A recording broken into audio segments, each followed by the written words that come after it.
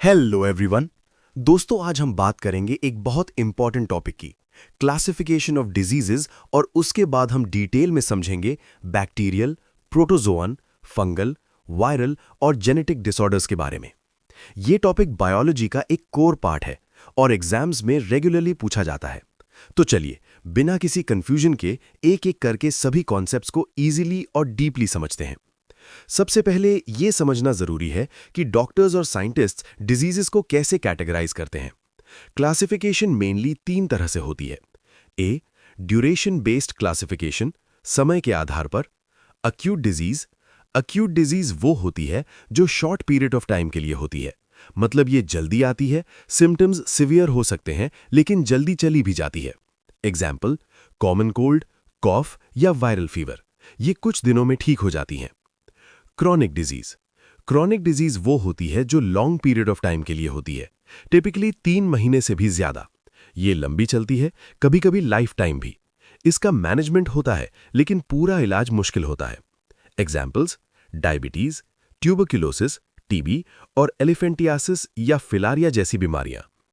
B, spread based classification, फैलने के आधार पर।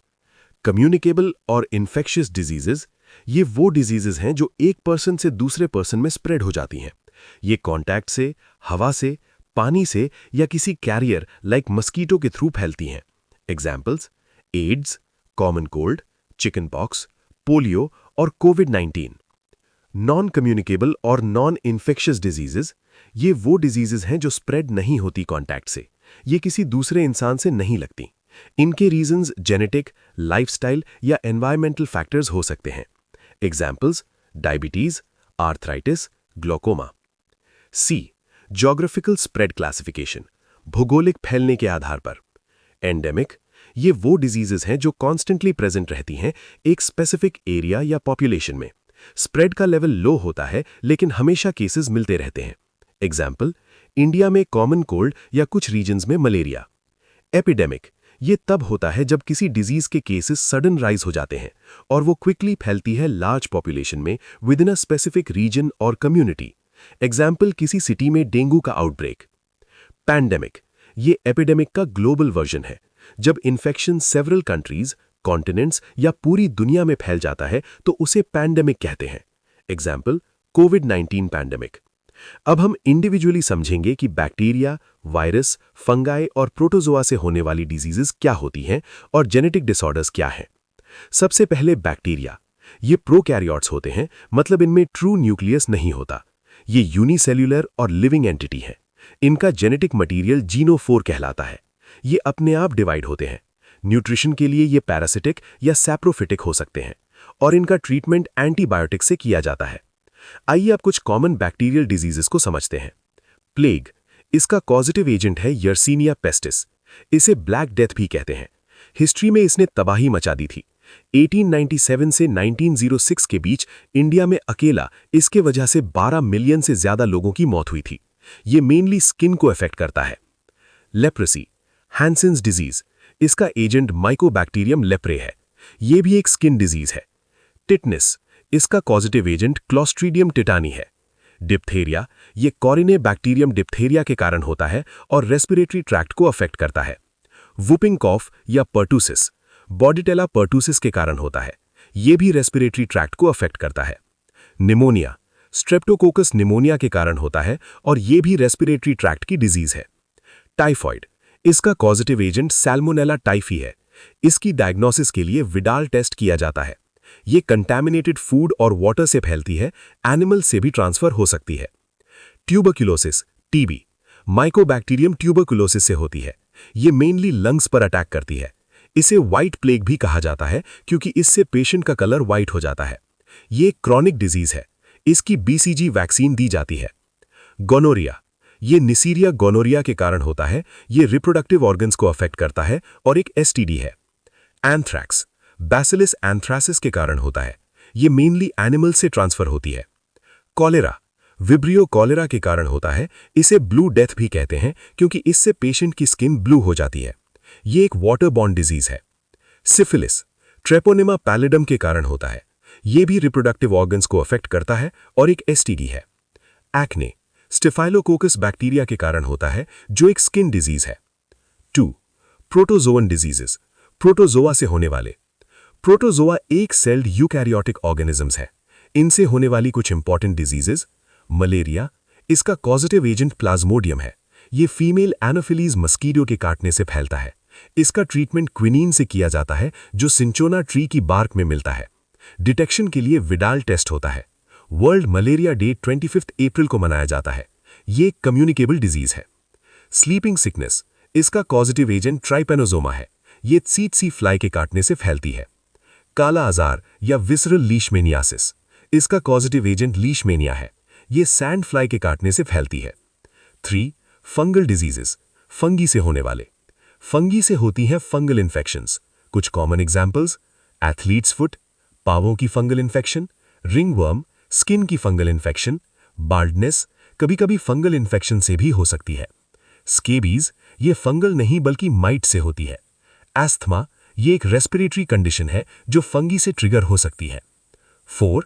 वायरल डिजीजेस, वायरस के कारण। वायरस यूनिक होते हैं।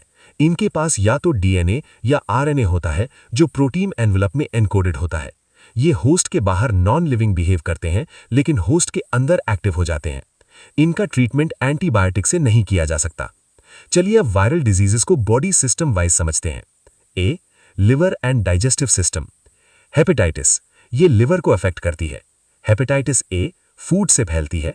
Hepatitis B sexually transmitted bodily fluid से फैलती है। हेपेटाइटिस सी इन्फेक्टेड ब्लड के कांटेक्ट से फैलती है।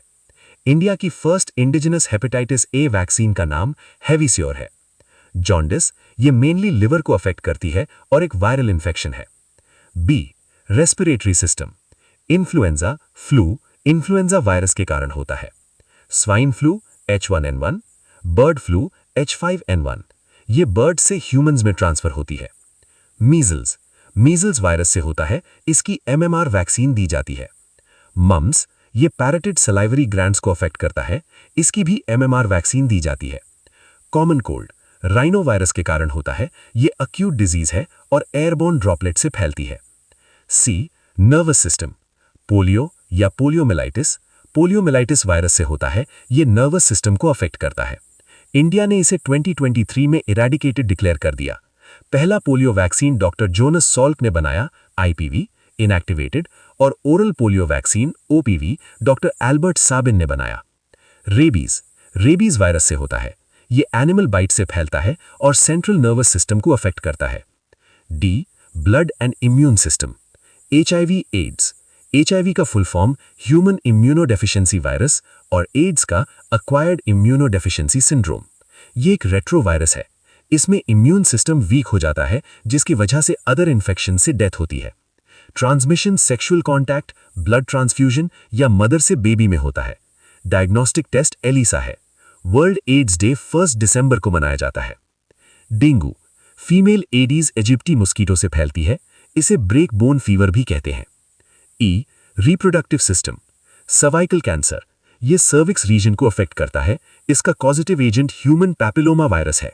डिटेक्शन के लिए स्मीयर टेस्ट या पैप स्मीयर किया जाता है। एफ. स्किन।